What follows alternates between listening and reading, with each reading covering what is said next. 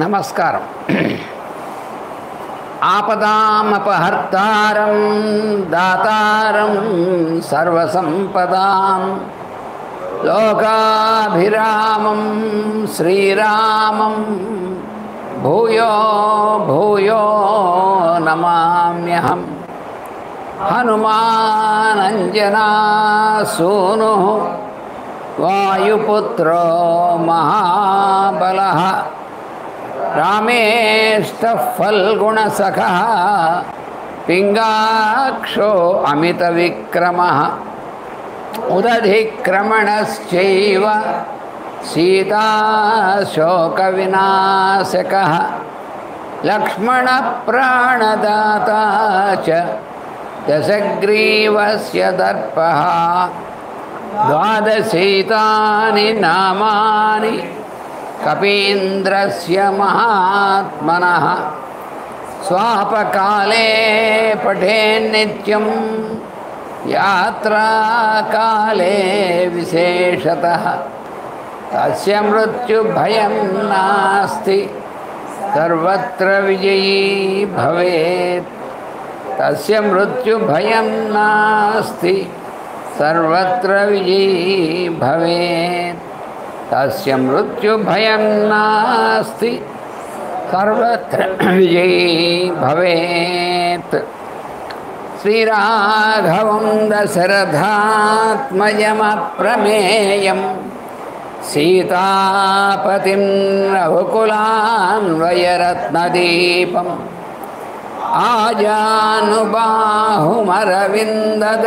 ఆజానుబాహుమరవిందదళాయతాక్షం రామం నిశాచర వినాశకరం నమామి. రామాయ రామభద్రాయ రామచంద్రాయ వేధసే రఘునాథాయ నాథాయ సీతాయా పతయే నమః. నమోస్తు రామాయ సలక్ష్మణాయ దేవ్యై చ తస్యై జనకాత్మజాయై. నమోస్తు రుద్రేంద్రయమానిలేభ్యో నమోస్తు చంద్రార్కమరుద్గణేభ్యః. తదన్నసం పాండురదంతమవ్రణం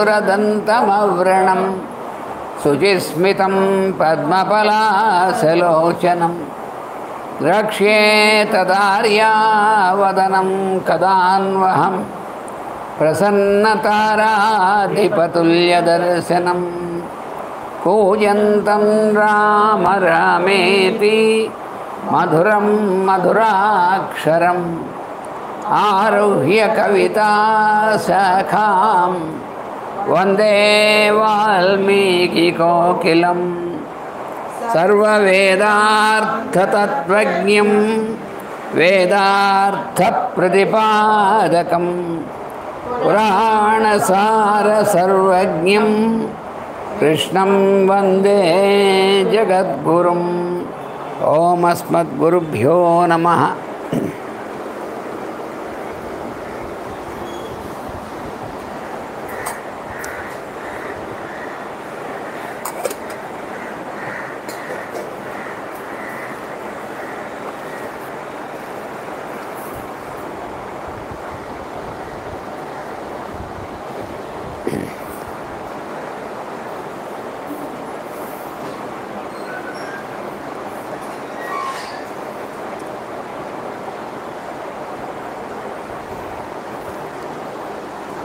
హనుమంతుడు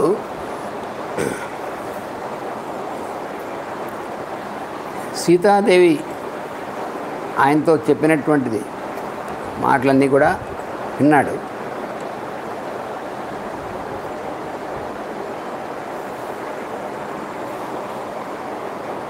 విని అమ్మా నాతో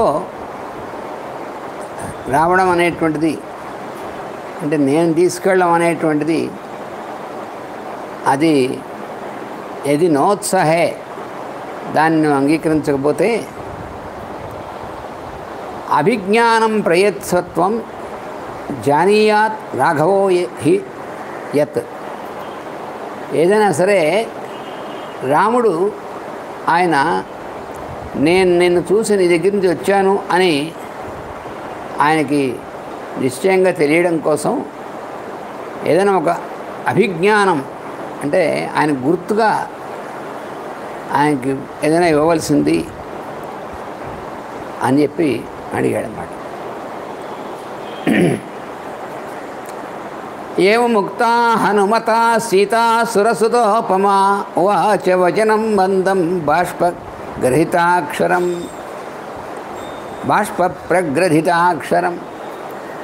ఈ విధంగా హనుమంతుడు పలికిన తర్వాత అప్పుడు ఆవిడ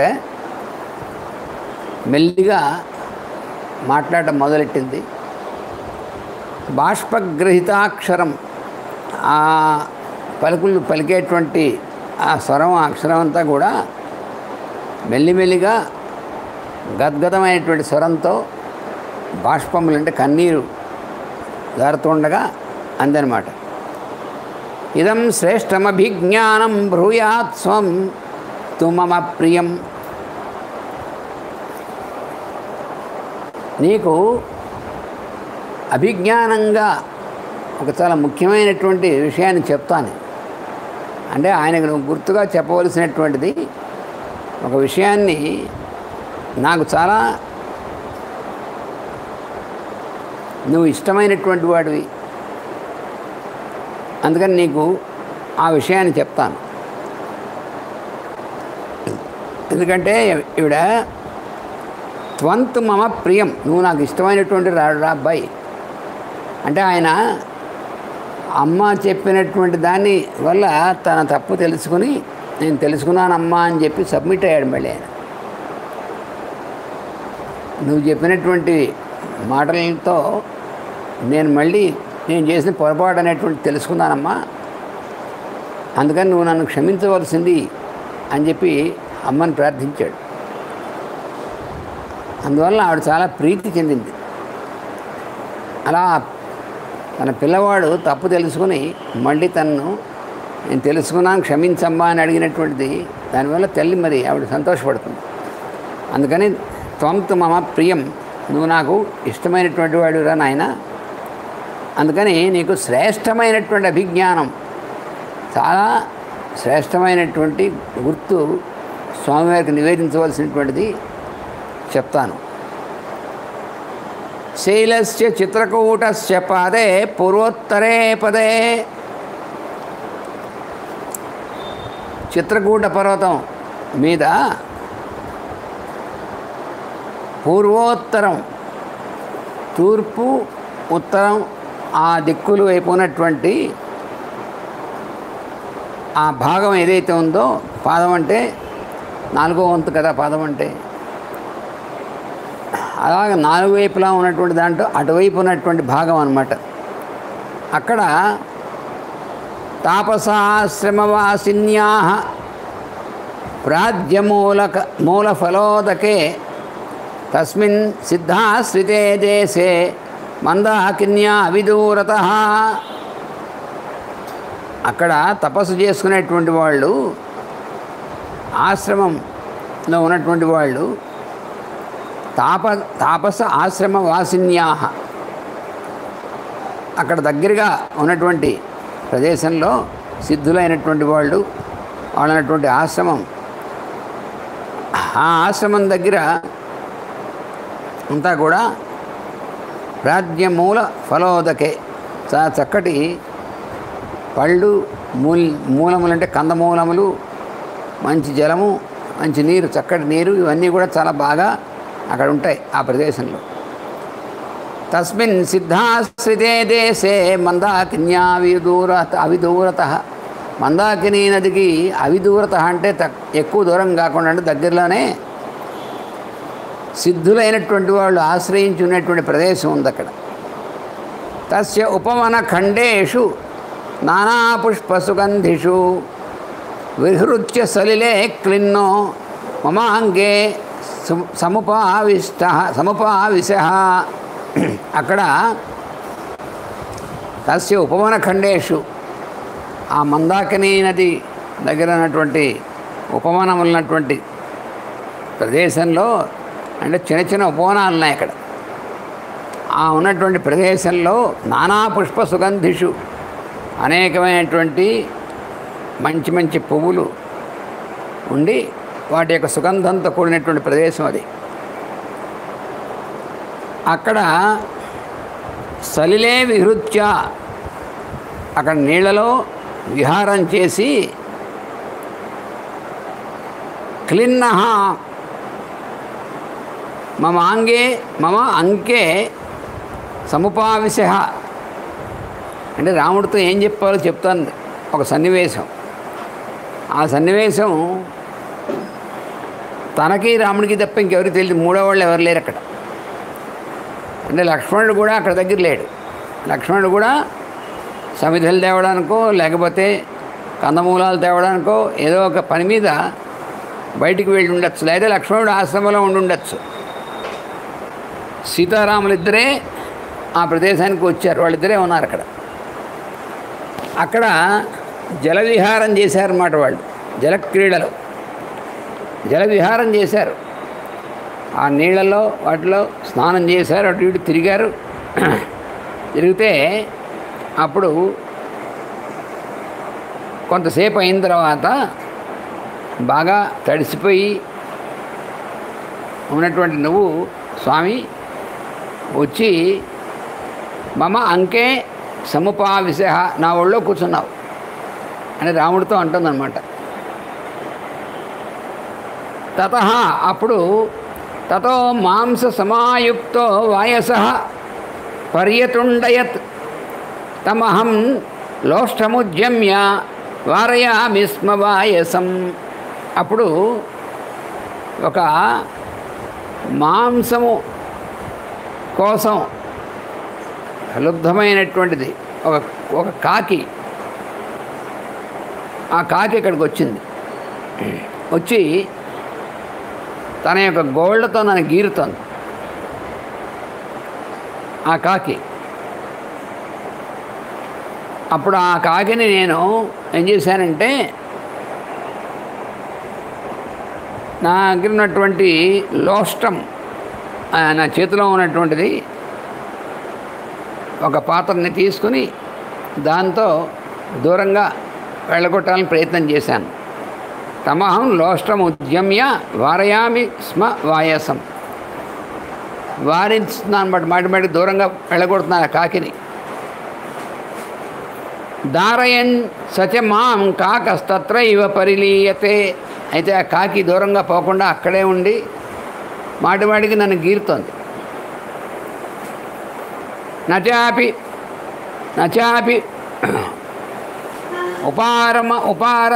ఉపారమం మాంసాత్ భక్షార్థి బలిభోజన. ఆ కాకి మాంసం తిందామనేటువంటి కోరికతో, ఆ మాంసం తిందామనేటువంటి కోరికతో నా మాంసాన్ని, నా శరీరంలో ఉన్నటువంటి మాంసాన్ని బయటికి లాగాలని ప్రయత్నం చేస్తుంది, చేస్తున్నటువంటిది. అందుకని వెనక్కి వెళ్ళటం లేదు. ఉత్కర్షంత్యాం చ రసనాం క్రుద్ధాయాం మయి పక్షిణే సంసమానే చ వసనే తతో దృష్టా త్వయా హ్యహం. అప్పుడు నాకు ఆ కాకి మీద, ఆ పక్షి మీద కొంచెం కోపం వచ్చింది. దూరంగా తోలుతున్నా కూడా దూరంగా పోకుండా నా శరీరాన్ని గీరి నా మాంసం తిందామని ప్రయత్నం చేస్తుంది, తోలినా కూడా దూరంగా పోకుండాను అని కోపం వచ్చింది.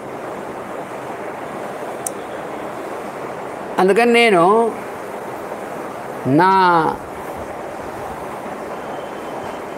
స్రంసమానే వసనే తతో దృష్టా త్వయా, అప్పుడు నాకు ఏమైందంటే నేను ఆ వస్త్రాన్ని, పైన ఉన్నటువంటి వస్త్రాన్ని అడ్డంగా గట్టిగా కట్టుకోవాలని చెప్పి వంగాను. వంగితే అప్పుడు నా వస్త్రం కిందకి జారింది. అప్పుడు నువ్వు నన్ను చూసావు. త్వయా విహిసితా చాహం క్రుద్ధా సంలజ్జితా తదా. భక్ష్య వృద్ధేన కాకేన దారిత త్వాం ఉపాగత. అప్పుడు నువ్వేం చేసావంటే నన్ను చూసి నవ్వావు. నేను అలా ఉన్నప్పుడు నన్ను చూసి నువ్వు పరిహాసం చేసావు, నవ్వావు. త్వయా విహసిత, నువ్వు నవ్వావు నన్ను చూసి. నవ్వితే అహం క్రుద్ధ, నాకు మొదట కోపం వచ్చింది. నేను ఇలా ఉంటే నవ్వుతావేంటి అని కోపం వచ్చింది. వాళ్ళిద్దరు భార్యాభర్తలే కదా, భర్తమే కోపం వచ్చింది. ఒక పక్కన నేను ఇలా ఉంటే నవ్వుతామేమిటండి. మళ్ళీ ఇంతట్లోకే తదా సంలజ్జిత, కొంచెం సిగ్గు కూడా అనిపించింది. అంటే ఎవరు లేరు, తను భర్తే ఉన్నారు. ఆ వస్త్రం కిందకి జారింది, అది చూసి నవ్వాడు ఆయన. ముందు కొంచెం కోపం వచ్చింది, తర్వాత సిగ్గు అనిపించింది. అయితే ఎలా అయినా సరే ఈ మాంసం తినాలి అనేటువంటి ఆ ఉద్దేశంతో గట్టిగా ఉన్నటువంటి కాకి వచ్చి మళ్ళీ గీరడం మొదలెట్టిన అమ్మని. అప్పుడు వెంటనే నేను అది భరించలేక నేను నీకు దగ్గరగా వచ్చాను. తతశ్రాంతాహం ఉత్సంగమాసీనస్య తవ ఆవిశం క్రుధ్యంతీవ ప్రహృష్టేన త్వయాహం పరిశాంత్విత. అప్పుడు ఆ కాకి నన్ను పెడుతున్నటువంటి ఇబ్బంది వల్ల నేను అలసిపోయాను. అలసిపోయి వచ్చేసి నువ్వు అక్కడ ఉన్నటువంటి నువ్వు అలా వేరే కూర్చుంటే నీ ఊళ్ళో వచ్చి నేను కూర్చున్నాను. అప్పుడు నేను కొంచెం కోపంగా ఉన్నాను. ఏదో కాకి మీద కోపంగా ఉన్నాను, మధ్యలో నవ్వాడు కూడా కదా. అప్పుడు నువ్వు ప్రసన్నుడుగా ఉండి నువ్వు ప్రసన్నుడివై నన్ను ఓదార్చావు. బాష్పూర్ణముఖీ మందం చక్షుషి పరిమార్జతి లక్షితాహం త్వయా నాథ వయసేన ప్రకోపిత. అప్పుడు నేను ఎలా ఉన్నానంటే బాష్పూర్ణముఖి, కళ్ళలో నీళ్లు నిండి ఉన్నాను. ఏంటి, కాకి గీరుతోంది, ఆ బాధ ఒకటి, మాటిమాటికి అలసట వచ్చింది. దీనివల్ల కళ్ళల్లో నీళ్ళు తిరిగి ఉన్నాను నేను. దానివల్ల నా చూపు కొంచెం మందగించింది, కళ్ళలో నీళ్ళు ఉండడం వల్ల. దాన్ని తుడుచుకుంటున్నా, పరిమార్జతి, తుడుచుకుంటూ ఉన్నాను. ఉంటే లక్షితా త్వయా అహం, అప్పుడు నువ్వు నన్ను చూసావు. నాథ, ఓ స్వామి, అప్పుడు త్వయాహం లక్షిత వయసేన ప్రకోపిత.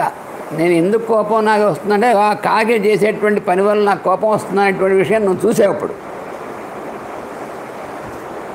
పరిశ్రమాచ సుప్తా హే రాఘవాంకే అస్మ్యహం చిరం పర్యాయేణ ప్రసుప్తశ్చ మమాంకే భరతాగ్రజ. అప్పుడు నేను బాగా అలసిపోయి ఉండడం వల్ల చాలాసేపు నా భర్త అయినటువంటి రాముని యొక్క ఒడిలో నేను నిద్రపోయాను. ఆ తర్వాత నేను లేచిన తర్వాత ఆయన నా ఒళ్ళో తలబెట్టుకుని ఆయన నిద్రపోయాడు. సతత్ర పునరేవాధవాయస సముపాగమత్. మళ్ళీ ఆ కాకి వచ్చింది. అంటే మధ్యలో రాముడు ఒళ్ళో ఈవిడ పడుకుని ఉన్నప్పుడు రాముడు మేలుకున్నాడుగా, కాకి కొంచెం దూరంగా ఉంది. మళ్ళీ ఈవిడ లేచి కూర్చుంది, రాముడు ఈవిడ ఒళ్ళో తలకాయ పెట్టుకుని పడుకుని నిద్రపోయాడు. అప్పుడు ఈ కాకి మళ్ళీ వచ్చింది. తత సుప్త ప్రబుద్ధాం మాం రాఘవాంకాత్ సముత్థితాం వాయస సహసా ఆగమ్య విదదారస్తనాంతరే. రాముడి ఒళ్ళోంచి లేచి నేను కూర్చున్నటువంటి దాన్ని చూసి ఆ కాకి మళ్ళీ వచ్చి సహసా అంటే అకస్మాత్తుగా వచ్చి విదదార స్థానాంతరే వక్షస్థలం మధ్యలో గీరిందట. పునః అధోత్పత్య విదదార సమాం భృశం. మరి పోనీ మళ్ళీ తోలితే మళ్ళీ వచ్చి మళ్ళీ అక్కడే గీరడం మొదలెట్టింది. తత సముత్థితో రామో ముక్తై శోణిత బిందుభి. ఇంతలోకి ఏమైంది, అక్కడి నుంచి రక్తం బిందువులుగా చుక్కలుగా కింద పడుతుంటే రాముడి మీద పడ్డాయి. ఆయన ఒళ్ళో పడుకుని ఉన్నాడు. ఆ ఆ కాకి వచ్చి వక్షస్థలం మీద గీరుతోంది. ఆ గీరడం వల్ల దాని నుంచి రక్తం వచ్చింది. ఆ రక్తం బిందువులుగా రావడం మీద పడింది. ఆయన లేచాడు, నిద్ర నుంచి లేచాడు ఆయన. సమాం దృష్ట్వా మహాబాహుర్ వితున్నాం స్తనయోస్తదా ఆసీమిష ఇవ క్రుద్ధ శ్వసన్ వాక్యమభాషత. అప్పుడు ఆయన నా వక్షస్థలం మీద ఏర్పడినటువంటి పుండు చూశాడు ఆ కాకి గీరడం వల్ల. ఆయన వెంటనే కోపం వచ్చింది ఆయనకు. వచ్చి ఒక విషసర్పంకి ఎలా అయితే కోపం వస్తుందో అలాగా ఆయన గట్టిగా ఆయన ఉచ్ఛ్వాస నిశ్వాసలు అనేటువంటివి బుసగొడుతున్నటువంటి పావులా ఉన్నాయి. అప్పుడు అన్నాడు, కేనతే నాగనాసోరు వీక్షితం వై స్తనాంతరం కః క్రీడతి సరోషేణ పంచవక్త్రేణ భోగినా. ఏనుగు తొండంలా ఉన్నటువంటి పిక్కలు కలిగినటువంటి దానా, నీ వక్షస్థలం మీద ఇలా పుండయ్యేట్టు చేసిన వాడు ఎవడు వాడు 5 తలకాయల పావుని కోపం తెప్పించినటువంటి వాడు ఎవడు అని అడిగాడు ఆయన. అడిగి వీక్షమాణస్తతస్థం వై వాయసం సమవైక్ష్యత నఖైః సరుధిరైస్తీక్ష్ణైర్ మామేవ అభిముఖం స్థితం. వెంటనే ఇలా పక్క చూశాడు. చూస్తే మామేవ అంటే నన్నే నాకు ఎదురుగా నన్నే చూస్తూ ఆ గీరినటువంటి గోళ్లతో నన్నే సిద్ధంగా ఉండి మళ్ళీ గీరడానికి ఆ గోళ్ళని రక్తం అంటుకుని ఉంది. నన్ను గీరినటువంటి రక్తం అంటుకున్నటువంటి నన్ను చూస్తూ ఆయన ఎదురుగుండా ఉన్నటువంటి కాకిని చూశాడు రాముడు. ఆ కాకిని చూసి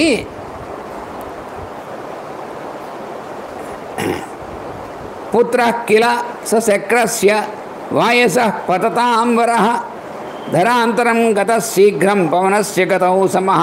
ఎవడరా వీడని చూశాడు. చూస్తే రాముడికి అర్థమైపోయింది వాడెవట శక్రస్య పుత్ర, ఇంద్రుడి కొడుకు వాడు ఇంద్రుడి కొడుకు జయంతుడు అనేటువంటి వాడు ఉన్నాడు. వాడు కాకి వేషంలో వచ్చి వాడు ఈ వేషాలను వేస్తున్నాడు. వాడి పుత్ర కిల శక్రస్య వాయస పతతాంబరః. పతతాంబరః అంటే ఎగిరేటువంటి వాడిలో శ్రేష్ఠమైనటువంటి వాడు. వాడు ఏ వేషమైనా వేయచ్చు. వాడు ఇంద్రుడి కొడుకు కదా వాడు. అందుకని వాడు ధరాంతరం గతః శీఘ్రం పవనస్య గతౌ సమః. వాయువు యొక్క వేగంతో, వాయువుతో సమానమైన వేగంతో వాడు అక్కడి నుంచి వాడి లోకాల నుంచి ఈ భూమికి వచ్చాడు. వచ్చి వాడు తతస్తస్మిన్ మహాబాహు కోప సంవర్తితే క్షణః వాయసే కృతవాన్ క్రూరాం మతిమతాంబరః. అప్పుడు చూశాడు వీడురా ఈ పని చేస్తుంది వెధవై అని వీడికి బుద్ధి చెప్పాలనుకున్నాడు. కోపం చూశాడు రాముడు. కోపం వచ్చింది. కోప సంవర్తితే క్షణః. కోపంతో అలా చేయనటువంటి ఈ క్షణ చూపులతో చూశాడు ఈ కాకిని. చూసి దీనికి వీడికి బుద్ధి చెప్పాలి, అయితే ఇలాంటి పని చేయొచ్చు తప్పు కదా అని వెంటనే ఏం చేశాడు, సదర్భ సంస్తరాత్ గృహ్య బ్రహ్మణో స్త్రీణ యోజయేత్.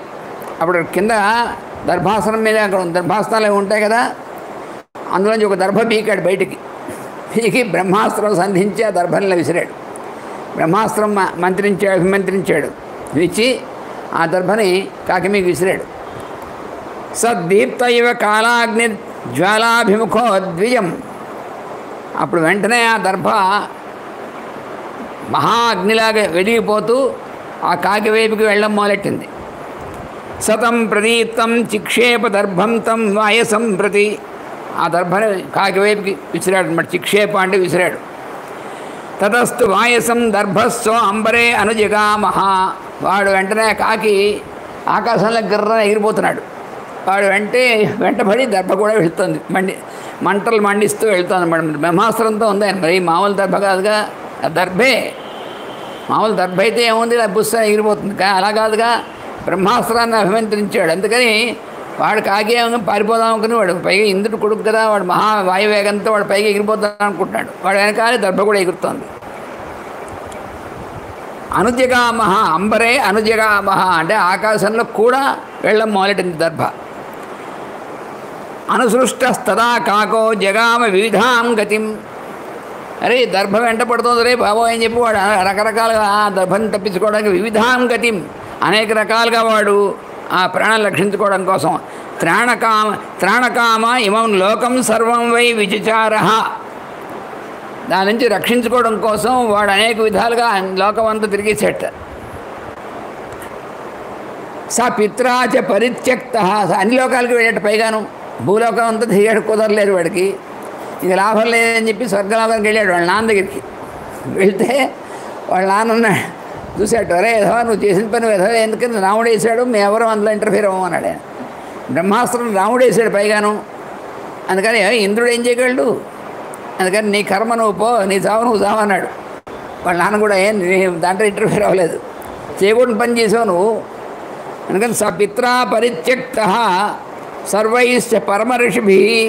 ముందు నాన్న దగ్గరికి వెళ్ళి నాన్న రక్షించున్నాడు. ఏమిటో రక్షించేది నువ్వు ఎధవా, రాముడు సీతాదేవిని అపచారం చేసావు నువ్వు, అందుకని నిన్ను దండించడానికి రాముడు బ్రహ్మాస్త్రం వేశాడు, నిన్నెవరు రక్షించలేదు పొమ్మన్నాడు. సరే అక్కడ ఋషులు నా తపస్సు చేసుకున్నాడు, వాళ్ళ దగ్గరికి వెళ్ళాడు. అయ్యా రక్షించలేదు, ఎవరై మా వల్ల ఎవరు కాదు, నువ్వు నువ్వు రక్షించడానికి వీళ్ళని పని చేసావు నువ్వు, అని మేము రక్షించలేమన్నారు వాళ్ళు. 3 లోకాన్ సంపరిక్రమ్య, 3 లోకాలు తిరిగాడు. శివుడి దగ్గరికి వెళ్ళాడు, బ్రహ్మ దగ్గరికి వెళ్ళాడు, బ్రహ్మాస్త్రం కదా బ్రహ్మగారి దగ్గరికి వెళ్ళాడు, పోనీ బ్రహ్మాస్త్రం కాబట్టి అని, అది రాముడు ప్రయోగించిన అస్త్రం, అది అందుకని నేను చేయడానికి, అందుకని ఏం లాభం లేదు, మరి ఏం చేయాలి అని రక్షింపండి. మళ్ళీ ఆయన దగ్గరికి వెళ్ళు, ఆయన దగ్గరికి వెళ్ళి కాళ్ళమీ వడరా విధవా అని చెప్పారు అనమాట వాడికి. 3 లోకాన్ సంపరిక్రమ్య, అన్ని లోకాలు తిరిగేసి తమేవ శరణం గత, చివరికి రాముడి దగ్గరికి వెళ్ళి శరణు పడ్డాడు, కాళ్ళమీ పడి ఆయన శరణు వేడాడు. సతం నిపతితం భూమౌ శరణ్య శరణాగతం, అప్పుడు రాముడు చూశాడు, శరణాగతుడయ్యే పడ్డాడు, భూమి పడి ఆయన పాదాల ముందు పడి శరణు వేడాడు. చూశాడు రాముడు. వధార్హమపి కాకుత్సహ కృపయా పర్యపాలయత్, వాడు వధార్హుడే, నిజానికి వాడు చేసిన పనికి వాడు దండింపబడదగినటువంటి వాడు వధార్హుడు అయినప్పటికీ వాడు చివరికి శరణాగతుడై వచ్చాడు, తప్పు తెలుసుకుని పాదాలను పడ్డాడు, శరణాగతుడయ్యాడు. అందుకని కృపయా పర్యపాలయన్, దయతో వాడి మీద దయ చూపి వాడిని పాలించాడు, రక్షించి పరిద్యూనం వివర్ణం చ పతమానం తమబ్రవీత్. ఎలా ఉన్నాడు వాడు శక్తి అంతా అయిపోయింది, అన్ని లోకాలు తిరిగి వచ్చాడు, ఇంకా వాడి ప్రాణాలు దక్కేటి లేవు, అందుకని వాడి శక్తి అంతా అయిపోయింది. పరిద్యూనం వివర్ణం, వాడి రంగు కూడా మారిపోయింది, పతమానం పడిపోతున్నాడు. వాడితో రాముడు అన్నాడు, మోఘమస్త్రం న శక్యం తు బ్రాహ్మం కర్తుం తదుచ్యతాం. అరే నాయనా, ఇది బ్రహ్మాస్త్రం ప్రయోగించిన తర్వాత కనీసం ఏదో రకంగా దండించకుండా వెనక్కి రాదు. అందుకని తతః తస్య అక్షికాకస్య హినస్తి స్మ సదక్షిణం. అందుకని ఒరే, నేను నీ శరీరంలో ఏదో ఒక భాగానైనా సరే నేను ఖండించాల్సి వస్తుంది కనీసం, లేకపోతే నువ్వు మొత్తం పోతావు బ్రహ్మాస్త్రంతో. మొత్తం నీకేం అవ్వకుండా నేను అభయం ఇస్తున్నాను, కానీ శరీరంలో ఏ భాగాన్ని తీసేయమంటావు అంటే అప్పుడు ఆ కాకి ఆ కుడికన్ను చూపించింట, అయ్యా పోనీ తీసేయని. అప్పుడు ఆ బ్రహ్మాస్త్రం ఆ కాకి యొక్క కుడికన్ను తీసేసింది. తతస్తస్య అక్షికాకస్య హినస్తి స్మ దక్షిణం దత్వాదు దక్షిణం నేత్రం ప్రాణేభ్య పరిరక్షిత. ఆ కుడికన్ను మాత్రం తీసుకుని బ్రహ్మాస్త్రం వదిలేసింది కాకిని, వాడి ప్రాణాలు దక్కాయి వాడికి. స రామస్య నమస్కృత్వా రాజ్ఞే దశరథాయ చ. వాడు రామునికి నమస్కారం చేసి, అయ్యా నీకు నీ తండ్రి గారైనటువంటి దశరథ మహారాజు కూడా నమస్కారం చేస్తున్నా అని చెప్పేవాడు. ఆయన కూడా స్మరించి ఆయన కూడా నమస్కారం చేసి విసృష్టస్థేన వీరేణ ప్రతిపేదే సమాలయం. ఆ విధంగా రక్షింపబడినటువంటి వాడై రాముడి చేత రాముడి యొక్క ఆజ్ఞ తీసుకుని వాడు సమాలయం తన ఎక్కడుంటాడో అక్కడ పోయాడు. మళ్ళీ తిరిగి తిన్నగాను మధ్యలో ఎక్కడ ఆగకుండా. మత్కృతే కాకమాత్రేపి బ్రహ్మాస్త్రం సముదీరితం. ఓ హనుమంతుడా, మత్కృతే అంటే నా కోసం, కాకమాత్రే ఒక కాకి మీద బ్రహ్మాస్త్రాన్ని వేశాడు ఆయన. ఒక కాకి నా యందు అపచారం చేసి నన్ను బాధ పెడుతుంటే కోప్పడి బ్రహ్మాస్త్రం వేశాడు ఆయన. కస్మాద్యో మాహరత్వత్తః క్షమసేతం మహీపతే. అలాంటిది నేను ఇక్కడ ఇప్పుడు అంతకంటే పెద్ద కష్టంలో ఉన్నా కదా, ఎందుకు ఇంకా ఆయన రాలేదు, నన్ను ఇక్కడ తీసుకొచ్చినటువంటి వాడిని ఇంకా ఎందుకు క్షమించి ఊరుకుంటున్నాడు ఆయన అని అడుగుతుంది హనుమంతుడితో. ఇందులో ఇప్పుడు ఈ కథ చెప్పింది చూడమని ఇచ్చి పంపించేయచ్చు కదా. అసలు రాముడికి ఏమీ అభిజ్ఞానం ఇవ్వక్కర్లేదు. హనుమంతుడు సీతను చూశాడో లేదో రాముడు తెలుసు. సీతను తప్పకుండా చూస్తాడనే కదా తన యొక్క ఉంగరం ఇచ్చి పంపించాడు హనుమంతుడికి. అందుకని అక్కడి నుంచి బయలుదేరేప్పుడు తెలుసు వీడు తప్పకుండా సీతామ్మవారి దర్శనం చేసుకుంటాడు, సీతామ్మవారిని దర్శనం చేసుకుంటాడు, ఆవిడ అనుగ్రహం పొందుతాడు అప్పుడే తెలుసు రాముడికి. మరి అభిజ్ఞానం అడిగాడు ఆయన అభిజ్ఞానం ఎందుకు అడిగాడు అంటే రాముడికి డౌట్ వస్తుంది అనేటువంటి దానికోసం కాదు. ఈ అభిజ్ఞానం దగ్గర పెట్టుకుంటే ఆ శక్తితో మళ్ళీ సముద్రాన్ని దాటగలడు ఏ ఇబ్బంది లేకుండా. అటునుంచి ఆయన ఇచ్చినటువంటి అభిజ్ఞానంతో సముద్రం దాటి వచ్చాడు. మధ్యలో సముద్రాన్ని నేను దాటొచ్చా అనుకున్నాడు కాబట్టి కొంచెం ఇబ్బంది పడ్డాడు. మళ్ళీ తెలుసుకున్నాడు ఆయన, నేను దాటడం కాదు రాముడి యొక్క శక్తి వల్ల దాటాను. ఇప్పుడు అమ్మ నువ్వేదైనా అయ్యి అప్పుడు అమ్మ తన చేతితో ఏమైనా ఇస్తే దాని ప్రభావం అంటే అమ్మ యొక్క ప్రభావమే కదా. అందుకని ఏ ఇబ్బంది లేకుండా సముద్రం దాటుతాను అందుకని అడిగాడు ఆయన. చూసారా,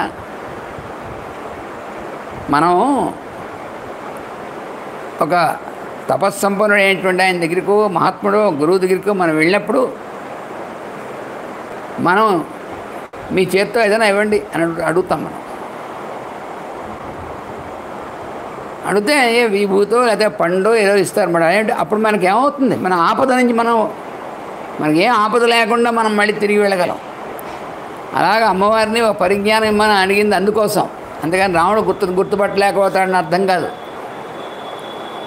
ఎందుకు పోనా అటు నుంచి వచ్చేప్పుడు హనుమంతుడు అంతకుముందు ఆవిడ చూడలేదు కాబట్టి రాముడి దగ్గర నుంచి వచ్చాడు లేదు కొన్ని తెలుసుకోవడానికి కోసం పరిజ్ఞానం ఇచ్చాడు. ఇక్కడి నుంచి ఎందుకు సీత దగ్గర నుంచి వచ్చాడు లేదంటే పరిజ్ఞానం అక్కర్లేదు, కానీ అందుకోసం అన్నమాట, ఆ శక్తి కోసం అడిగాడు ఆయన. పోనీ అలా అడిగినప్పుడు ఎలాగో తర్వాత చూడమని ఇచ్చిందా ఇచ్చారు, ముందే చూడమని ఇచ్చేయచ్చు కదా. ఈ కథ ఎందుకు చెప్పింది హనుమంతుడికి అంటే హనుమంతుడు ఎందుకు బాగా ఆయన నమ్మకం కుదిరింది, అందుకని ఎవరికి చెప్పనటువంటిది, తనకి రాముడికి తప్ప ఇంకెవరికి తెలియనటువంటిది ఆ కథ ఆయనకి చెప్పింది. అప్పుడు మాత్రం చెప్పడం ఎందుకు, కేవలం పరిజ్ఞానం కోసం అయితే ఈ కథ చెప్పాల్సిన అవసరం ఏమీ లేదు. ఆవిడ చూడమని ఇస్తే తీసుకెళ్ళి చూడంగానే సీత ఇచ్చిందని చెప్పి తెలుస్తుంది కూడా. ఒకవేళ అంత కాకపోతే ఈ కథ చెప్పడంలో విశేషం ఏంటంటే అది అక్కడ ఉంది విషయం అంతా. అరే అబ్బాయి, రాముడు ఒక దర్భని అభిమంత్రిస్తే బ్రహ్మాస్త్రంతో వాడు 3 లోకాలు గిరగిర తిరిగి మళ్ళీ ఆయన పాదాల దగ్గరికి వచ్చి పడితే వాడిని క్షమించి వదిలేశాడు కాబట్టి వాడు బతికిపోయాడు రా. అందుకని రావణాసురుని మీద పెద్ద అక్కడ రాబోయిన పర్లే అక్కడి నుంచి ఒక దర్భనేసి అంటే ఆ దర్భ వచ్చి వాడిని ఒక తిప్పేస్తుంది. చచ్చినట్టు రావణాసురుడు ఆయన దగ్గరికి వెళ్ళి నా దగ్గరికి ఆయన పాదాలను పడాల్సిందే. అంటే ఓ హనుమంతుడా, నీ అంత మహావీరుడు రాకపోయినప్పటికీ ఒక దర్భ చాలు ఆయన అభిమంత్రించి పంపిస్తే. ఒక దర్భనే అభిమంత్రించి పంపించినటువంటి వాడు నిన్ను కూడా ఆయన అభిమంత్రించి పంపించాడు. అంటే మళ్ళీ ఒకసారి చిన్న గుర్తు చేస్తానమాట పిల్లవాడికి, ఎప్పుడు కూడా పొరపాటు పడకుండా గుర్తు చేస్తుంది.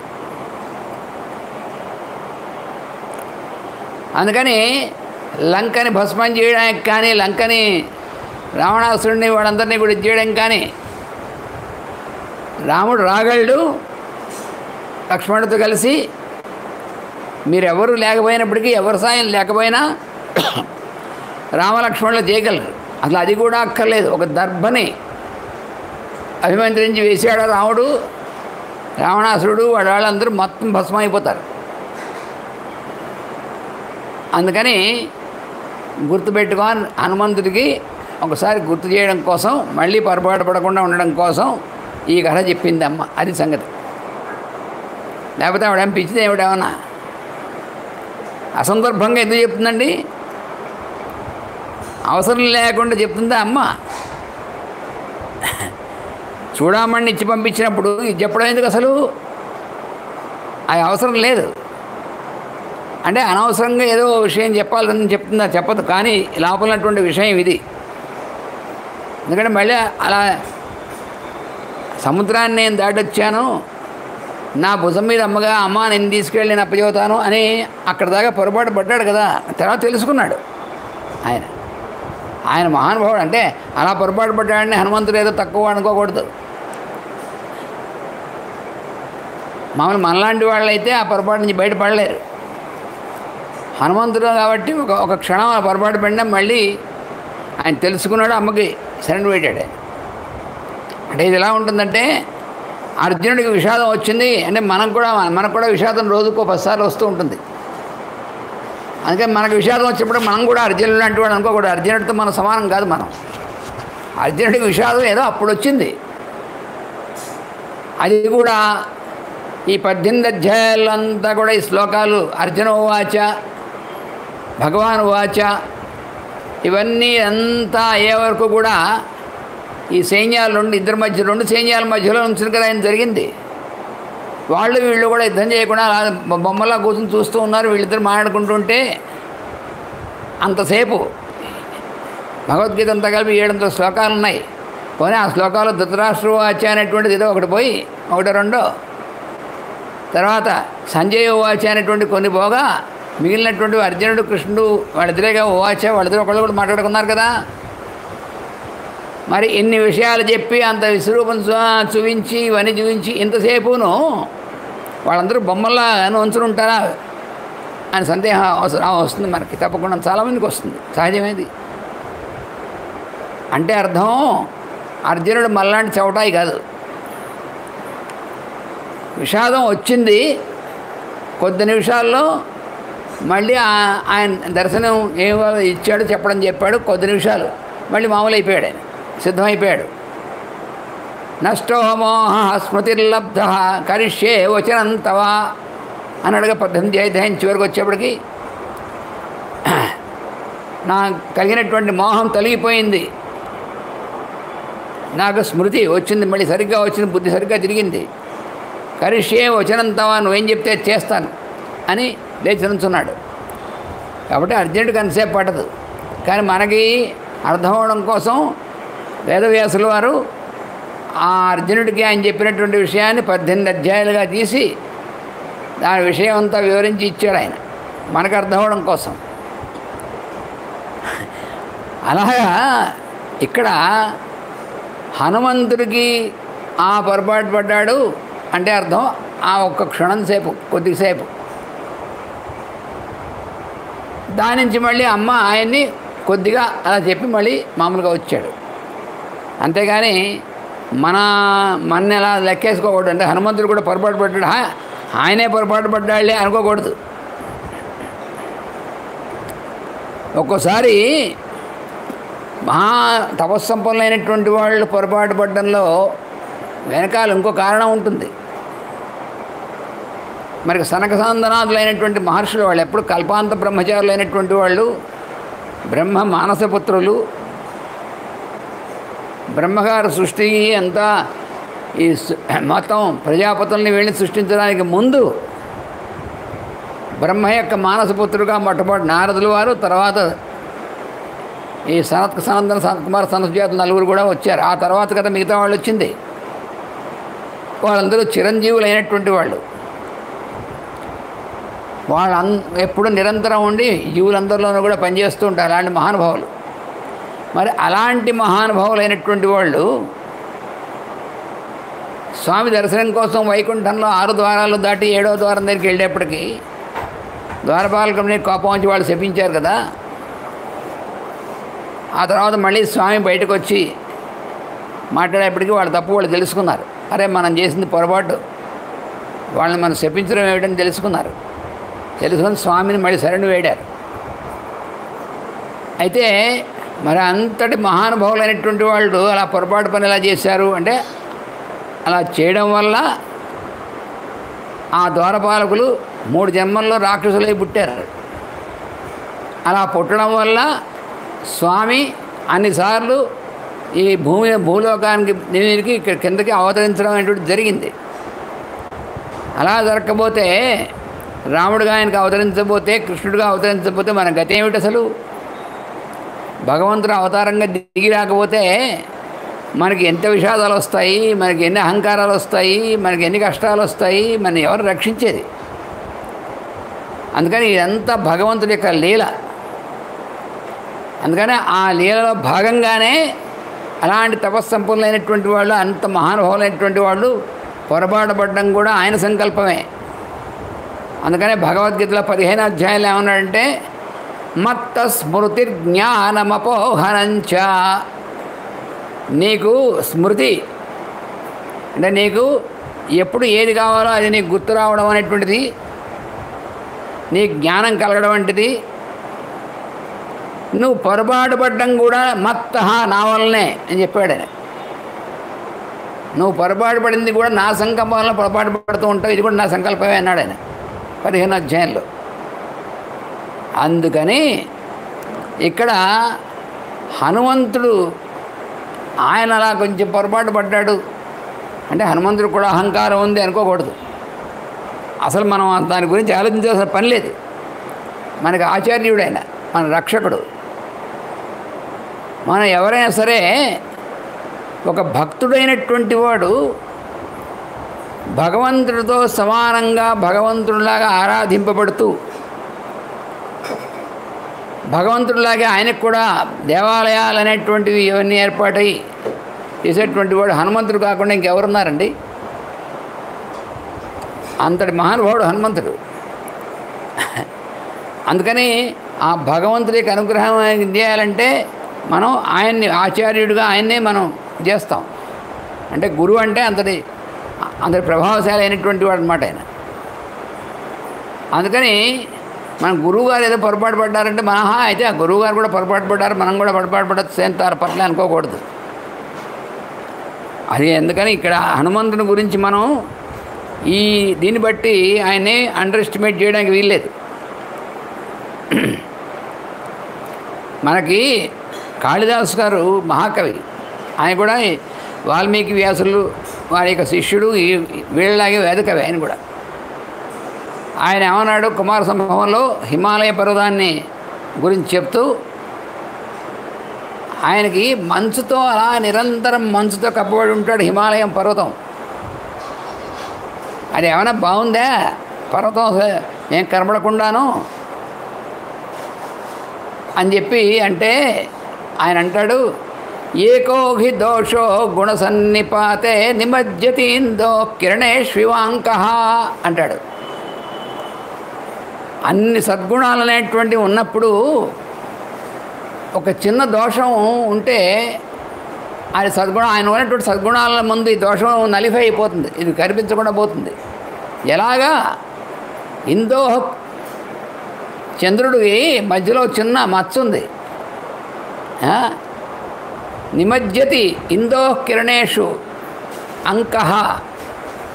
ఆ మధ్యలో ఉన్నటువంటి మచ్చ ఏమవుతుంది, ఆయనకు ఉన్నటువంటి కిరణాల్లో అది కలిసిపోతుంది. అది ప్రత్యేకంగా మచ్చలా మనకి గుర్తు రాదు.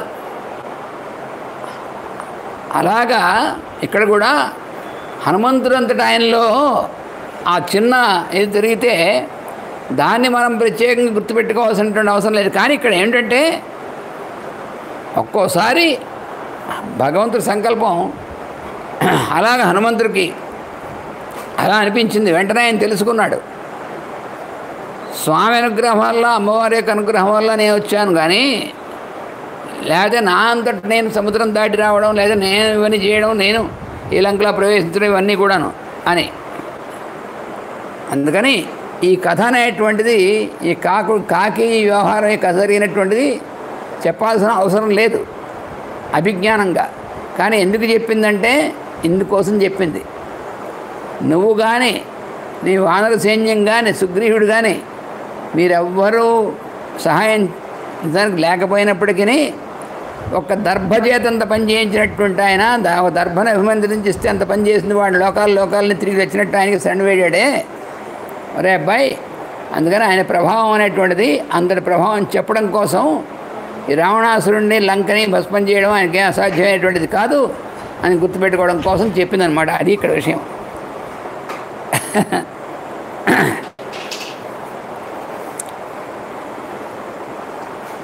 ఇప్పుడు అమ్మవారు అలా అందనమాట అని స కురుష్వ మహోత్సాహం కృపామయి నరర్షభ త్వయా నాథవతీ నాథ హెనాథ ఇవ దృశ్యతే. అంటే రాముడికి ఏం చెప్పమంటావు అని అడిగాడు కదా ఆయన. అందుకని రాముడికి నేను ఇలా అన్నానని చెప్పరా నాయన అంటుంది. ఏమనంటే, ఓ నరశ్రేష్ఠమైనటువంటి వాడివి నువ్వు ఉత్సాహంతో పనిచేసి నువ్వు వెంటనే ఇక్కడ రావాల్సింది. ఎందుకంటే నువ్వు నాకు నాథుడివి. నాథ అంటే భర్త అనేటువంటి అర్థం ఒకటి, కేవలం తన భర్త అనేటువంటిది కదా. నాథుడు అనేటువంటి భగవంతుణ్ణి నాథ అంటారు. నాథ అనేటువంటి పదం ఏమిటంటే అథ అంటే ఇటు పైన అని అర్థం. నా అథ అంటే ఇంతకంటే పైన ఇంకేం లేదు అంటే సుప్రీం అని అర్థం.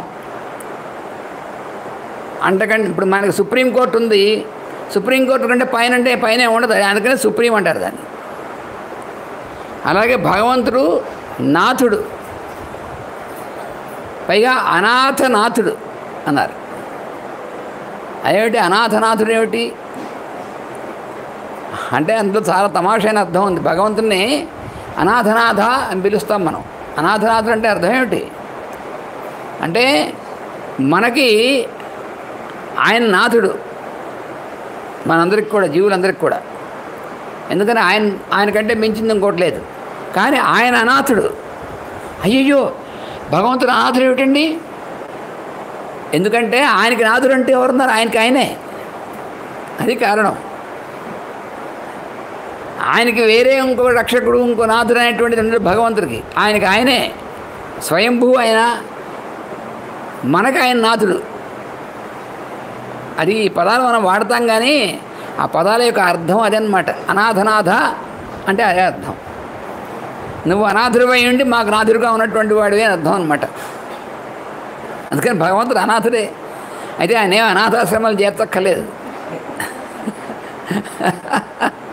అందుకని ఆయన నువ్వు ఓ నాథ, నువ్వు నాకు నాథుడు అయ్యిండి కూడా నేను అనాథలా పడినాను ఇక్కడ అని అంటుంది అమ్మవారు. అందుకని నువ్వు కాస్త త్వరగా ఉత్సాహంగా పనిచేయవయ్యా, తొందరగా బయలుదేరి రా ఇక్కడికి అంటుంది ఆయన్ని. అలా చెప్పమంటుంది అనమాట. నువ్వు అలా స్తబ్దుగా కూర్చుంటే ఎలాగా, ఇంకా టైం ఉందిలే అని ఉత్సాహంగా నువ్వు త్వరగా పనిచేయి. ఎందుకంటే నువ్వు నాకు నాథుడు ఉండి కూడా నేను ఇక్కడ అనాథలా ఉన్నాను అంటుంది. ఆనుశంస్యం పరో ధర్మ త్వత్త ఏవ మయా శృతం జానామి త్వాం మహావీర్యం మహోత్సాహం మహాబలం. అయ్యా, నువ్వు ధర్మం అనేటువంటి దాంట్లో దయా ధర్మం అనేటువంటిది ఏదైతే ఉందో అందులో నీకంటే మించిన వాడు ఎవరు లేరు. అటువంటి వాడివి నువ్వు. నాకు తెలుసు నువ్వు మహావీరుడివి, చాలా ఉత్సాహం కలిగినటువంటి వాడివి, మహాబలవంతుడివి అయినటువంటి వాడివి అని జానామి, నాకు తెలుసు కదా. అపారావారమోక్షభ్యం అక్షోభ్యం, అపారావారం అక్షోభ్యం గాంభీర్యాత్ సాగరోపమం, భర్తారం సముద్రాయ ధరణ్యా వాసవోపమం. అంటే నీ యొక్క శక్తికి, నీ యొక్క కళ్యాణ గుణాలకి అపారం అక్షోభ్య, నువ్వు పారం లేనటువంటి వాడు. సముద్రానికైనా పారం ఉంటుందేమో కానీ నీ కళ్యాణ గుణాలకిను, నీ దయా మొదలైనటువంటి గుణాలకి వాటికి పారం లేదు, అంతు లేనటువంటిది. సముద్రాన్ని క్షోభింపజేయచ్చు కానీ నిన్నెవరు క్షోభింపజేయలేరు. గాంభీర్యాత్ సాగరోపమం, అందుకని నీ గాంభీర్యంతో నువ్వు సముద్రంతో సమానమైనటువంటి వాడు, సముద్రం లాంటి వాడు నువ్వు గాంభీర్యంలో.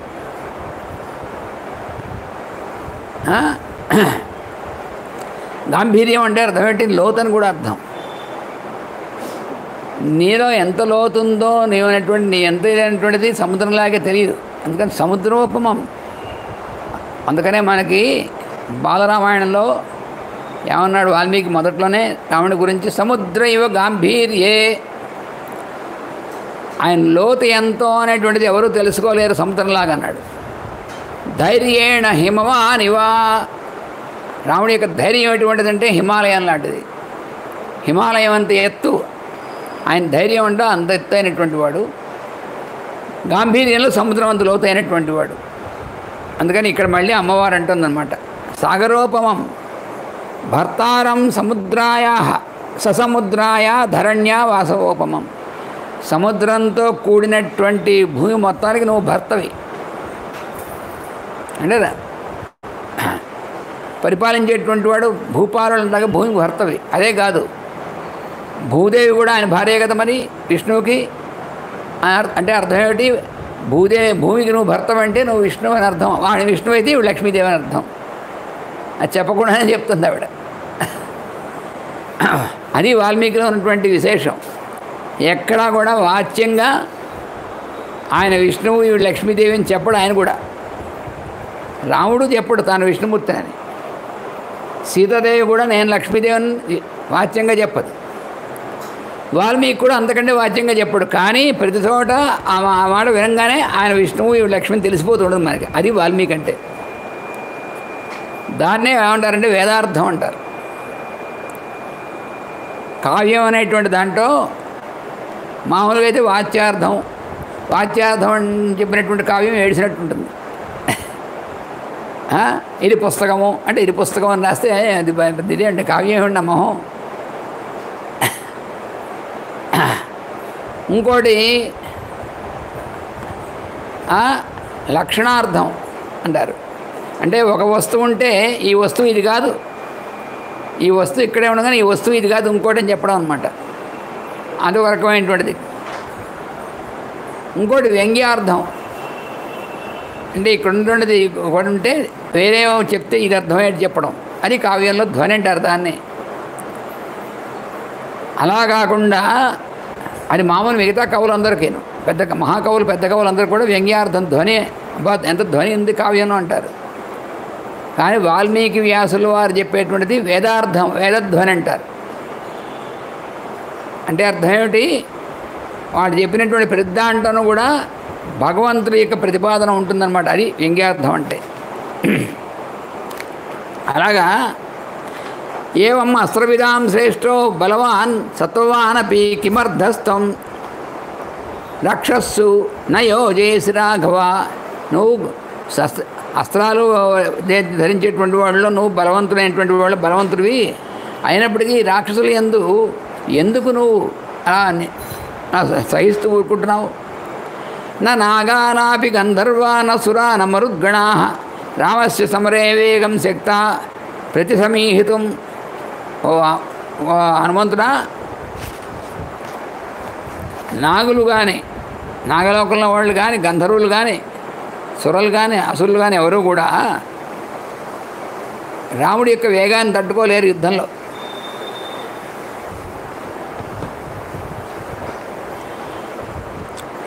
తస్య వీర్యవత కశ్చిత్ యజ్జస్తి మయి సంభ్రమ కిమర్థం న శరైస్తీక్ష్ణై క్షయం నయతి రాక్షసాన్. అలా ఉన్నటువంటి రాముడు ఆయన హృదయంలో నా కోసం ఏమైనా బాధ ఉందా లేదా, లేకపోతే ఏమిటి ఈ రాక్షసుల్ని ఇలా సహించేంతసేపు ఊరుకోవడం ఎందుకు అంటుంది. మళ్ళీ తను సహిస్తుంది కదా, మరి వాడు చేస్తున్నామని తను సహించి పాపం వాళ్ళు బాగుండాలని అంటుంది. కానీ మామూలుగా మానవులుగా చెప్పడంలో అనమాట. భ్రాతురాదేశమాదాయ లక్ష్మణో వా పరంతప కస్య హేతోర్నమా వీర పరిత్రాది మహాబల. పోని రాముడు పోని అలా ఉన్నాడు. పోని రాముడు అలా కూర్చుని, వరే లక్ష్మణ నువ్వు వెళ్ళి వాళ్ళని చంపేసి వదిన గారిని తీసుకురాని చెప్పచ్చు కదా. పోని అలా అని చెప్పకుండా ఆయన అలా లక్ష్మణుడు కూడా అన్నగారు చెప్తే కానీ కదలడు ఆయన. పోనీ లక్ష్మణుడు అన్నయ్య పోనీ నేను వెళ్ళి వాడిని చేసుకుని వదిన గారు చేస్తాను వాడేనా అనొచ్చు కదా. వాడు అన్నగారు చెప్తే దాకా ఆయన చెప్తే తప్ప కదలడు అంటుంది ఆవిడ. ఎది తావు పురుష వ్యాఘ్రౌ వాయింద్ర సమతేజసౌ సురాణామపి దుర్ధర్షౌ కిమర్థం మామవేక్షత.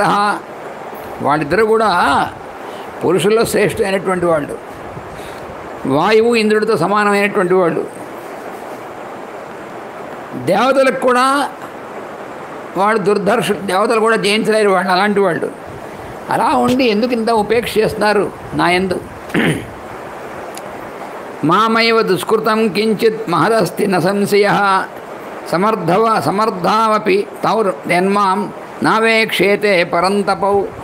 సమర్థులయ్యింటి కూడా వాళ్ళు నన్ను ఇలా రక్షించడం కోసం చూస్తలేదంటే నాలో ఏదో పాపం ఉంది, నేను చేసినటువంటి అయి ఉంటుంది అంది. అంటే అప్పుడు వైదేహ్యా వచనం శ్రుత్వా కరుణం శాస్త్రభాషితం అథాబ్రవీన్ మహాతేజ హనుమాన్ హరియూధప. కళ్ళలో నీళ్లతో అమ్మవారు కరుణతో ఇలా మాట్లాడుతున్నటువంటిది విని అప్పుడు హనుమంతుడు అంటున్నాడు, త్వచ్చోకం శోక విముఖో రామో దేవి సత్యేన తే శపే రామే దుఃఖాభిపన్నేతు లక్ష్మణ పరితప్యతే.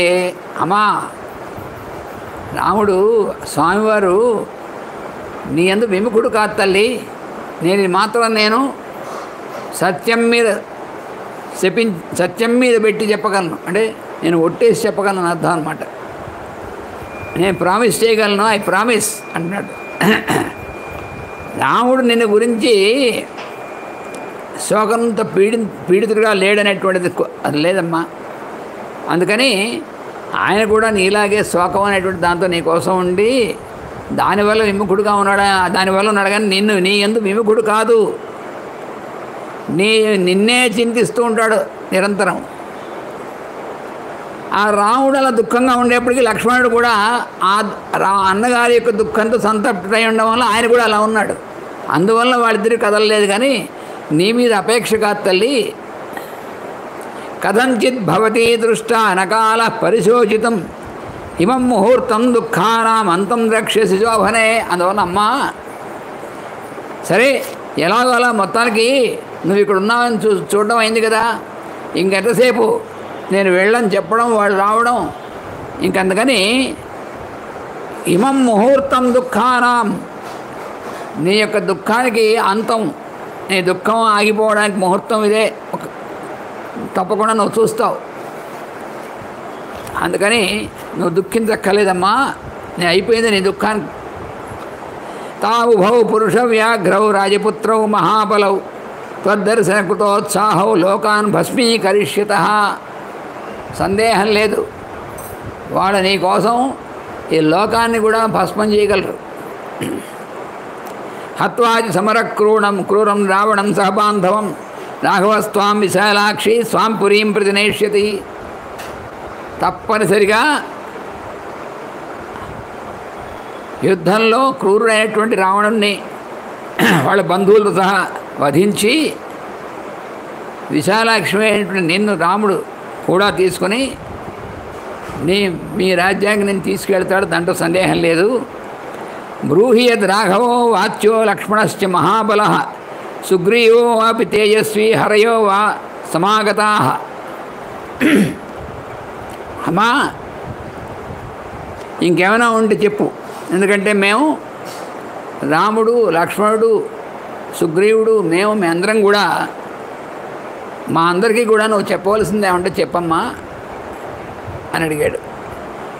ఇత్యుక్తవతి తస్మిన్స్ సీతా పునరధా బ్రవీత్. మళ్ళీ సీతాదేవంది, కౌసల్య లోకభర్తారం సుషువేయం మనస్విని తం మమార్ధే సుఖం పృచ్ఛ శిరసా చ అభివాదయ. ఆ మహాతల్లి అయినటువంటి కౌసల్యాదేవి లోకానికి నాథుడైనటువంటి ఆయన్ని ప్రసవించింది, కొడుగ్గా పొందింది ఆవిడ. అటువంటి ఆయన్ని నా తరఫున నువ్వు ఆయన కుశలం అనేటువంటిది అడుగు, నేను అడిగాని చెప్పి నా తరఫున నువ్వు శిరస్సు వంచి ఆయనకు నమస్కారం చేయండి, అమ్మవారికి నమస్కారం మీకు చేస్తున్నాను అని.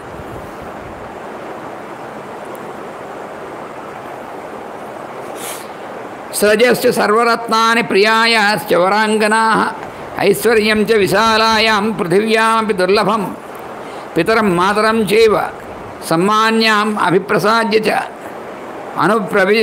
ప్రవ్రజితో రామం సుమిత్రాయేన సుప్రజా ఆనుకూల్యేన ధర్మాత్మా త్యక్త్వా సుఖం అనుత్తమం అనుగచ్చతి కాకుత్సం భ్రాతరం పాలయన్వనే. ఈ భూమండలం అంతా కూడా దీంట్లో ఎటువంటి వాడు రాముడు లాంటి వాడు దొరకడం అనేటువంటిది సాధ్యం కాదు. ఎందుకంటే ఆయనకు ఉన్నటువంటి ఐశ్వర్యం అన్నీ కూడా ఉన్నటువంటిది, అటువంటిది అన్నీ కూడా వదిలిపెట్టి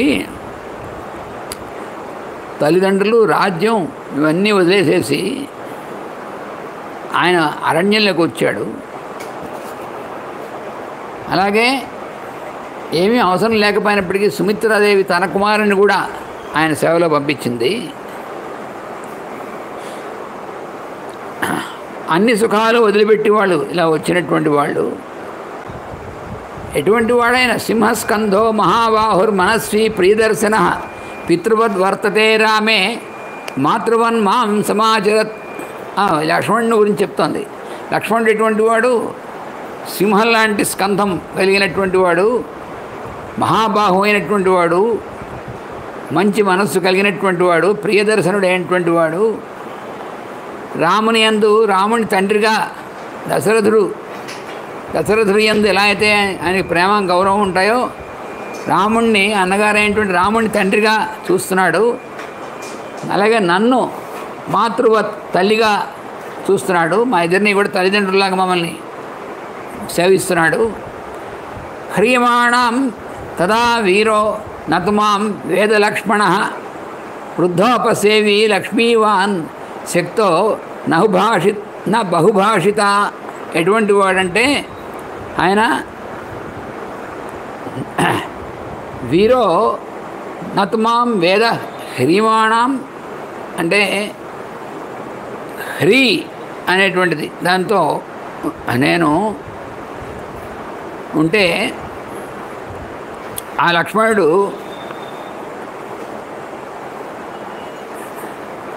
ఆ హ్రీమాణం నన్ను హరించినటువంటి, నన్ను వాడు ఎత్తుకుపోయి వచ్చాడు కదా వాడు రావణుడు. ఆ ఎత్తుకుపోయినటువంటి అప్పుడు ఆయన కూడా లేడు. అందుకని అది కూడా ఆయనకు తెలియదు. తెలిస్తే వాడు రావణాసుని అక్కడే చంపేసేవాడు. వృద్ధోపసేవి ఆయన ఎటువంటి వాడు? వృద్ధులైనటువంటి వాళ్ళని సేవిస్తూ ఉంటాడు. లక్ష్మీవాన్ శక్తో నా బహుభాషిత, ఎక్కువ మాట్లాడు, చక్కగా సేవలో ఉంటాడు నిరంతరం. రాజపుత్ర ప్రియ శ్రేష్ఠ సదృశ శశురస్యమే.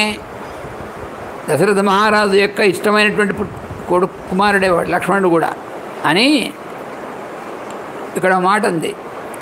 సదృశ శశురస్యమే, నాకు మా మామగారు ఎలాగో మా మామగారితో సమానమైనటువంటి వాడు లక్ష్మణుడు. అదేంటిది మరిది గారు మామగారితో సమానమైనటువంటి అంటే లక్ష్మణుడు మమ్మల్ని తల్లిదండ్రులుగా మమ్మల్ని సేవిస్తూ ఉంటాడు. అంతేకాదు మా మామగారు మమ్మల్ని ఎలా రక్షిస్తూ ఉంటారో అలా మమ్మల్ని గురించి మమ్మల్ని రక్షకుడుగా కూడా ఉన్నాడు ఆయన. అది గొప్ప కాంప్లిమెంట్ కదా అది. రాముడు కూడా అలాగే అంటాడు, సీత కూడా అలాగే అంది. దశరథ మహారాజు తన పిల్లల్ని, తన కొడుకుల్ని అందరినీ కూడా రక్షిస్తూ ఉంటాడు. అంత మహానుభావుడు అయినటువంటి వాడు ఆయన. ఎలాగైతే వీళ్ళని జాగ్రత్తగా రక్షిస్తూ వీళ్ళని చేస్తూ ఉంటాడో, ఒక సందర్భంలో రావుడు అంటాడు, అసలు మా తండ్రి గారిని కూడా మర్చిపోయాము, లక్ష్మణుడు మాతో కూడా ఉండవల్ల అన్నాడు. ఒక్క మాట లక్ష్మణుడు మాతో కూడా ఉండేప్పటికీ వీడు తమ్ముడు మనకంటే చిన్నవాడిని కాదు, మా తండ్రి గారిని కూడా మరిపించాడు అంటే అంత అలా చూస్తున్నాడు అనమాట. వీళ్ళని నిరంతరం వీళ్ళని సేవించడం కాకుండా వీళ్ళని రక్షిస్తూ వీళ్ళని జాగ్రత్తగా చూస్తూ ఒక తండ్రి పిల్లల్ని ఎలా కాపాడుతాడో అమ్మ మమ్మల్ని కాపాడుతున్నాడు. ఇప్పుడు అమ్మ కూడా అదే అంటుంది, రాజపుత్ర ప్రియ శ్రేష్ఠ సదృశ శ్వశురస్యమే. నా మామగారితో సమానమైన మామగారు లాంటి వాడు అంటే ఎంత గొప్ప కాంప్లిమెంట్ ఇచ్చింది ఆవిడ. మత్త ప్రియతరో నిత్యం భ్రాత రామస్య లక్ష్మణ. రాముడికి చాలా ఎంత ఇష్టం అంటే లక్ష్మణుడు. మత్త ప్రియతరో నాకంటే కూడా ఇష్టం రాముడికి. నియుక్తో ధురి యస్యాంతు తాముద్ధరతి వీర్యవాన్ యం దృష్ట్వా రాఘవో నైవ వృత్తం ఆర్యమనుస్మరన్. ఎవరిని చూసి అయితే తన తండ్రిని కూడా మరిచిపోగలడో అటువంటి వాడు లక్ష్మణుడు. తల్లిదండ్రులను కూడా మర్చిపోగలడనమాట, అటువంటి వాడు అనమాట వాడు. అటువంటి వాడు నా యందు కూడా అంత భక్తితో దీంతో ఉంటాడు ఆయన. స మమార్థాయ కుశలం వక్తవ్యో వచనాన్ మమ. అటువంటి నా మరిదైనటువంటి లక్ష్మణుడికి నా తరఫున నువ్వు ఆయన కుశలం అడగమంటుంది. అన్ని లక్షణాలు చెప్పి అటువంటి లక్ష్మణుడికి, అటువంటి నా మరిది అయినటువంటి లక్ష్మణుడికి నేను కుశలం అడిగా అని చెప్పిన ఆయన.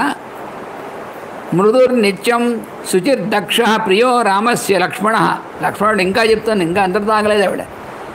రాముడికి చాలా ప్రియమైనటువంటి వాడు, మృదువైనటువంటి స్వభావం కలిగినటువంటి వాడు, శుచి అయినటువంటి వాడు. శుచి అంటే అగ్ని అని అర్థం.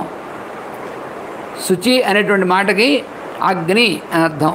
అంటే పవిత్రతలో అంత హయ్యెస్ట్, అందుకని అంత పవిత్రమైనటువంటి వాడు. రాముడికి చాలా ఇష్టమైనటువంటి వాడు. యథాహి వానర శ్రేష్ఠ దుఃఖ క్షయకరో భవేత్. అటువంటి వాడు నా దుఃఖాన్ని పోగొట్టుగాక అని చెప్పి అంటుంది లక్ష్మణుడి గురించి. ఇంకా కొద్ది మాటలు చెప్తుంది హనుమంతుడితో. ఈ కొద్ది మాటలతో మనకి ఈ సర్గ పూర్తవుతుంది. అది మనం రేపు ఈ సర్గ పూర్తయి తర్వాత సర్గలోకి వెళ్తాం. స్వస్తి ప్రజాభ్య పరిపాలయంతాం న్యాయేన మార్గేణ మహిం మహిషాః గోబ్రాహ్మణేభ్య శుభమస్తు నిత్యం. లోకా సమస్తా సుఖినో భవంతు. లోకా సమస్తా సుఖినో భవంతు. లోకా సమస్తా సుఖినో భవంతు. ఓం శాంతి శాంతి శాంతి. వాసుదేవ వాసుదేవ వాసుదేవ.